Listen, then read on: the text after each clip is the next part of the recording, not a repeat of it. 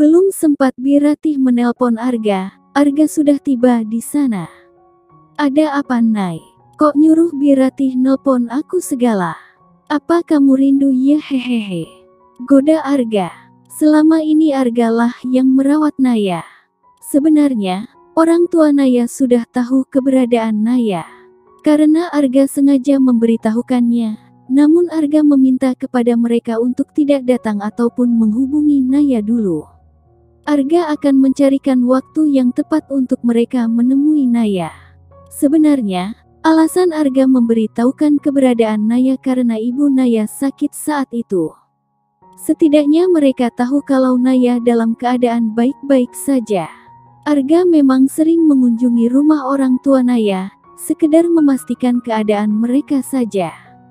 Dan benar saja, orang tua Naya begitu bahagia mendengar Naya dalam keadaan baik. Mereka percaya sepenuhnya kepada Arga untuk menjaga Naya. Sekarang bukan waktunya untuk bercanda deh Ar, perutku sakit sepertinya aku akan melahirkan. Jawab Naya sambil meringis. Apa? Arga tampak panik. Bi tolong siapkan segala kebutuhan untuk Naya dan bayinya. Nanti Bibi sama Pak Burhan antar saja langsung ke rumah sakit ibu dan anak. Saya akan duluan pergi. Dengan cepat Arga menggendong Naya, membawanya ke tempat di mana mobilnya berada. Ar, gak usah gendong aku segala. Naya merasa risih. Cek-cek akan lama jika kamu jalan. Arga tak menghiraukan perkataan Naya, dia terus saja menggendongnya sampai ke dalam mobil. Akhirnya Naya pasrah saja, ada benarnya juga kata Arga. Lagian, sepertinya dirinya sudah tidak sanggup lagi untuk melangkahkan kakinya. Arga memacu mobilnya dengan kecepatan cukup tinggi. Meski tergolong tinggal di kota yang agak terpencil, untunglah tidak terlalu jauh dari sana ada rumah sakit ibu dan anak, meski bukan rumah sakit besar. Sedangkan Biratih segera mengemas pakaian Naya dan bayinya secukupnya. Lalu segera menyusul dengan suaminya, Pak Burhan. Dengan naik motor sehingga bisa menyusul Arga. Mereka sampai di rumah sakit bersamaan. Rumah sakit, tolong adik saya mau melahirkan. Teriak Arga panik. Beberapa orang perawat dengan sigap menyiapkan kursi roda untuk Naya. Naya segera dibawa ke ruangan persalinan. Dokter sudah siap menanti Naya di ruangan bersalin. Dokter dan perawat yang khusus menangani persalinan segera menangani Naya. Apalagi air ketuban Naya ternyata sudah merembes. Arga menunggunya di luar ruangan bersalin, dengan penuh kecemasan. Owe-owe. Tidak lama kemudian bayi Naya lahir. Selamat bayi Anda perempuan nyonya. Ucap sang dokter dengan senyuman lebarnya. Ikut bahagia akan kelahiran puteri pertama Naya.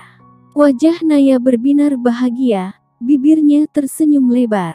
Alhamdulillah. Ucapnya penuh syukur. Tunggu satu lagi ya nyonya, ucap dokter perempuan itu. Naya mengangguk, dia sudah tahu tentang kehamilan anak kembarnya saat melakukan USG bulan lalu. Dokter segera menangani kelahiran bayi kedua Naya. 5 menit kemudian, Naya kembali melahirkan bayinya lagi.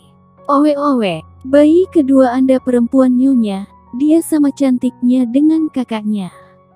Ucap dokter dengan senyuman lebarnya. Naya kembali mengucap syukur. Apa wajah bayi saya sama Bu Dokter? Ceplos Naya. Dia membayangkan punya bayi kembar identik yang sangat mirip. Ah lucunya, pikirnya. Anda melahirkan bayi kembar tidak identik nyonya. Meski kembar, mereka memiliki wajah yang berbeda.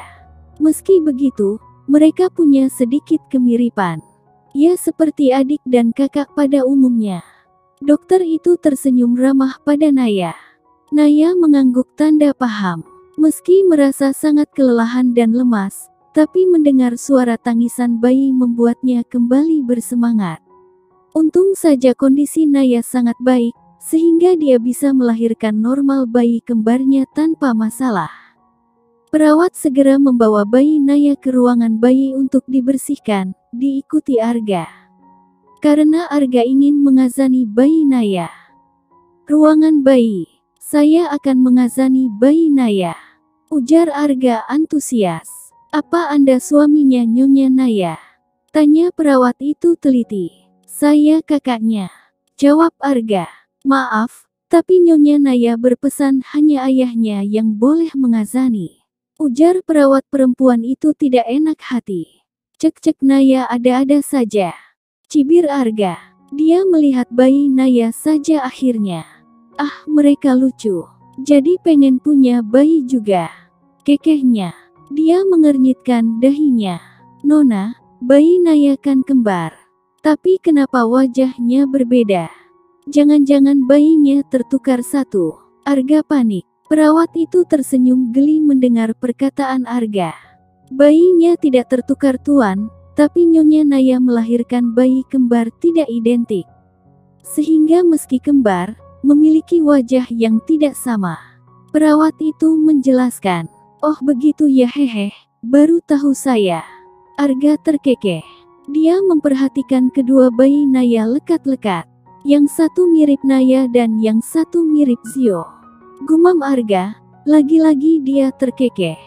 Setelah puas melihat bayi Naya, dia segera mencari Naya di ruangan perawatan ibu. Naya sudah dipindahkan. Tampak Naya masih menggunakan infus, karena kondisinya yang sedikit lemah. Nay, apa kamu baik-baik saja? Arga menggenggam tangan Naya erat. Matanya berkaca-kaca menatap Naya dalam dan lekat. Naya tertawa kecil. Kamu kenapa kelihatan khawatir gitu Ar? Aku khawatir istri aku kenapa-napa. Candanya sambil terkekeh. Naya tergelak merasa lucu dengan candaan Arga. Aku mau azanin anak kamu, tapi kata perawat gak boleh sama kamu. Arga pura-pura kesal, dia sengaja bicara dengan ketus. Maaf ya Ar, aku cuma mau Tuan Zio yang azanin anak-anak. Jawab Naya dengan mata yang mengembun. Sedetik kemudian buliran bening itu meluncur begitu saja tanpa bisa dia tahan.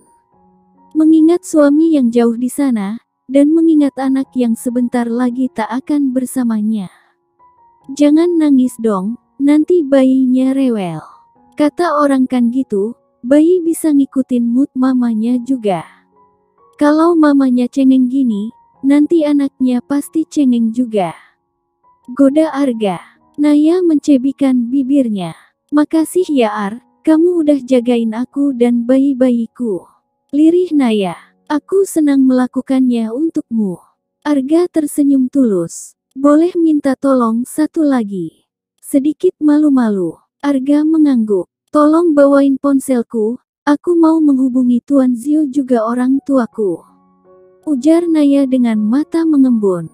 Ini, Arga terkekeh. Dia memang sudah meminta Pak Burhan membawakan ponsel Naya tadi. Ah terima kasih, kamu tahu aja. Naya tersenyum lebar. Tut. Tidak butuh waktu lama untuk Ibu Naya menerima panggilan, karena kebetulan ibunya sedang santai di rumah. Assalamualaikum, ada perlu sama siapa ya?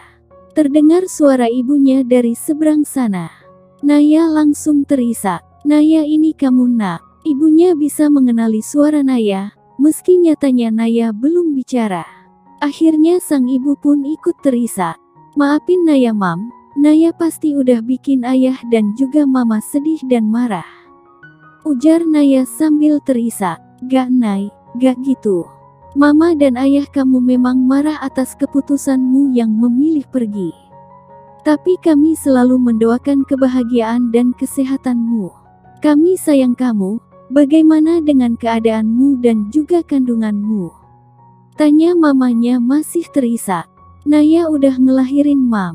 Jawab Naya sambil menyeka air mata yang membasahi pipinya. Alhamdulillah, boleh mama dan ayahmu ke sana? Tanya mamanya penuh harap. Boleh Mam, tapi... Naya tak melanjutkan perkataannya. Jangan sampai suamimu tahu. Kenapa? Ibunya bisa menebak maksud Naya. Untuk saat ini Naya, gak mau Tuan Zio, dan keluarganya tahu dulu Mam. Nanti jika sudah waktunya mereka akan bertemu anak-anak. Jawab Naya. Baiklah, jika itu keputusanmu nak. Tapi apa maksudnya dengan anak-anak? Ibunya merasa heran. Naya melahirkan bayi kembar. Ucap Naya sambil terkekeh membayangkan respon ibunya itu. Apa? Alhamdulillah, kamu langsung punya anak dua. Terdengar suara senang dan antusias dari ibunya itu. Mereka pun mengobrol cukup lama, bukan hanya dengan ibunya, tapi juga ayahnya yang kebetulan memang sedang ada di sana.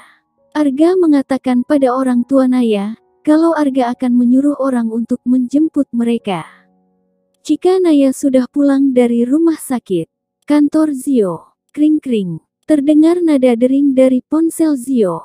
Kebetulan saat ini Zio sedang tidak ada meeting, dia sedang berkutat dengan beberapa dokumen di kantornya. Merogoh ponsel dari saku jasnya, dahinya berkerut ketika mendapati nomor yang tidak dia kenal. Zio menimbang-nimbang antara menerima atau menolak panggilan itu. Akhirnya Zio memutuskan untuk